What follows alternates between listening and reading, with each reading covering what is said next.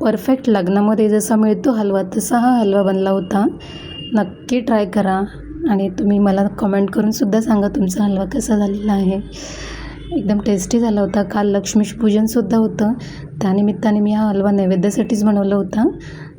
लक्ष्मीपूजन आणि दीपावलीच्या तुम्हा सर्वांना हार्दिक शुभेच्छा. चला तर मग ही रेसिपी तुम्हासोबत शेअर करते. रेसिपी पाहूया. 1 वाटी इथे मी मूग डाळ घेतलेली आहे. घरातलीच मूग डाळ घ्यायची आहे. तिला स्वच्छ धुवून घेतलं पाण्याने आणि नंतर चाळणीमध्ये एका नितळण्यासाठी ठेवून दिलं.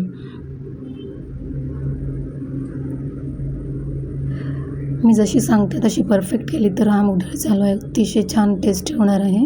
नक्की ट्राय करून बघा.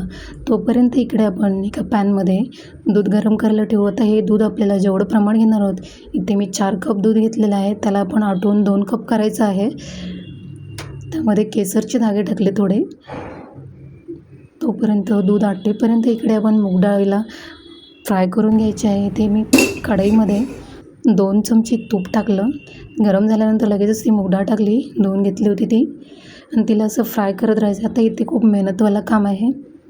कंटिन्युअसली मिडियम टू लो फ्लेमवरती हलवत राहायचं आहे. जोपर्यंत मूग डाळीचा कलर गोल्डन ब्राऊन असा होत नाही तोपर्यंत हलवत राहायचं आहे. मध्ये मध्ये दुधाकडे सुद्धा लक्ष द्या, जेणेकरून दूध लागू नये. स्लोवरतीच दूध आपलं आटवायला ठेवायचं आहे. पहा असा इथे कलर आलेला आहे. थोड्या वेळाने 10 मिनटानंतर त्याचं टेक्स्चर असं चेंज झालेलं आहे बघा. इथे दिसत आहे तुम्हाला. पुन्हा 5 मिनटानंतर पुन्हा याचा कलर चेंज झालेला आहे, ब्राऊन झालेला आहे. त्यानंतर मी लगेचच डाळीला चाळणीमध्ये उतरून घेतली. असं चाळणीमध्येच ठेवून द्या तुमच्याकडे असेल तर. त्यानंतर इथे शिल्लक राहिलेलं जे घी असतं एक्स्ट्राचं ते इथे नितळून जातं. त्यानंतर एका प्लेटमध्ये ही डाळ थंड करून घ्या आणि मग मिक्सरला लावून घ्या. डाळ थंड झाल्यावरतीच मिक्सरला वाटून घ्यायची आहे, नाहीतर मग ती चिकट होऊ शकते गरम असतानाच लावल्यानंतर. ते पहा असं जसं आपण रवा मिक्स करतो एखाद्या बेसनच्या पिठात तसा हा पीठमध्ये तयार झालेला आहे. असं पीठ आपल्याला तयार करायचं आहे दाणेदार. जास्तही पातळ करायचं नाही, बारीक वाटायचं नाही आणि जास्त जाडही ठेवायचं नाही. त्यानंतर मी इथे ड्रायफ्रूट्स काही बदाम आणि काजूचे तुकडे तळून घेतलेले आहेत आणि बाजूला ठेवून दिले त्यांना. हे आपल्याला गार्निशिंग करता लागणार आहेत शेवटी. त्यानंतर पुन्हा कढईमध्ये मी 2 चमचे घी टाकलं आणि आता इथे बेसन टाकलं आहे 2 चमचा. याने आपल्या हलव्याला एकदम छान टेक्स्चर येणार आहे. त्यानंतर लगेचच आपण वाटून घेतलेली डाळीची पावडर टाकायची आहे. गॅस मिडियम टू लोवरतीच ठेवायचा आहे, हाय फ्लेमवर करायचं नाही. त्यानंतर इथे सतत कंटिन्यूस हलवत राहायचं आहे आपल्याला जोपर्यंत त्याचा कलर चेंज होत नाही. थोड्या वेळाने 10 मिनटानंतर मी पुन्हा 2 चमचे घी टाकलं आहे. मग ह्याला फ्राय करणं अतिशय मेहनतीचं काम आहे, पण बोलतात ना मेहनत और सबर का फल मीठा होता है. तसंच खायचं आहे. खूप मेहनत लागते याला फ्राय करण्यासाठी, वेळ जातो, पण अतिशय टेस्टी पदार्थ होतो हा.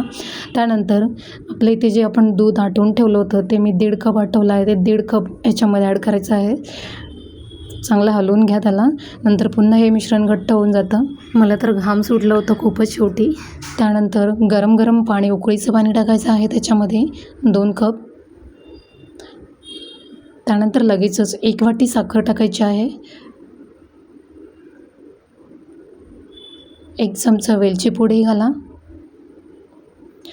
साखर टाकल्यानंतर हे मिश्रण पुन्हा एकदा पातळ होऊन जातं, कारण त्यातमधली साखर जी आहे ती वितळली गेली जाते. त्यामुळे हे मिश्रण पातळ होत जातं. आणि त्याच्यानंतरसुद्धा 10 मिनटानंतर बघायचं हे मिश्रण अतिशय घट्ट होत जातं. जसं जसं घट्ट होत जातं तसे आपले हातसुद्धा खूप दुखू लागतात, जड होऊ लागतात. पण तरीसुद्धा आपल्याला हे कंटिन्यूस हलवत राहायचं आहे. हे पहा इथे आता माझं घट्ट असं मिश्रण तयार झालेलं आहे. म्हणजे आता आपला हलवा परफेक्ट बनलेला आहे. त्यानंतर गार्निशिंग म्हणून जे आपण ड्रायफ्रूट्स फ्राय करून घेतले होते घीमध्ये ते वरून टाकायचे आहेत, जेणेकरून हलवा आपला छान दिसतो. म्हणूनच शेवटी टाकायचे आहेत त्यांना. आणि नंतर आपण हे सर्व करून घ्या. आणि थंड थंड खाल्लं तरी छान लागतं हे, असंही छान लागतं. नक्की ट्राय करा. रेसिपी खूप छान आहे. भेटूया नेक्स्ट व्हिडिओ.